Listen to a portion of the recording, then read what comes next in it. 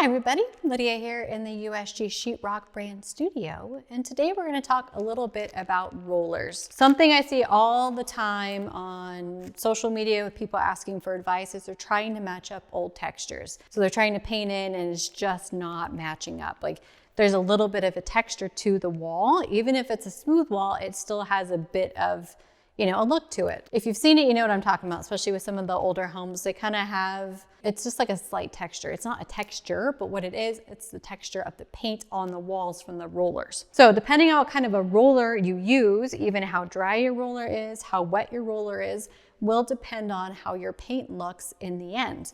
Even the sheens can change a little bit different. So this right here is just like a straight up 1/2 inch nap, which I have right here. This is just a super cheapo roller. These ones I'm really not gonna recommend. They can have a lot of fuzz on them, so you can get them on the wall and they can start shedding a lot. So then what you'll see, and I even have it in some of my stuff, you'll just see like little pieces of like the roller will come off on the wall. It can create imperfections.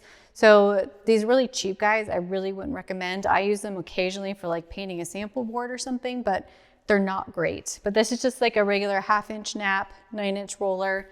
There are different roller sizes, minis, really big guys, kind of varies. There's a lot of options out there. So depending on how big your space is, how strong you are, and how much work you want to do, is also going to depend on your roller size, because there are 18-inch rollers, which are great, but they can get heavy. It's a little more manually intense, and I would say it's a little more on the professional end than it is just on the casual end. Microfiber, these ones are great. These are definitely come highly recommended. The microfiber ones give you like a nicer finish. They lay down nicer. I mean, rollers aren't that expensive, so if you're going to go with one, I would say the microfiber is a great option. They don't shed like the just cheapo ones do. They just give you a really nice finish. They lay down the paint really nicely. As you can see here, it has a nice texture on there. It's flat, it's even, it's not giving like all of these big roller marks that are happening. So microfiber is great for that. This is a 3/8 inch of a nap. So it's gonna hold a decent amount of paint and give you a nice finish. And really make sure you're loading your rollers up nicely too when you do get to painting. So keep that in mind too. You really don't want to be having your paint looking like that. You're going to come back later, even if it's a second or a third coat, you'll be able to see differences with, having a dry roller. So get it loaded up.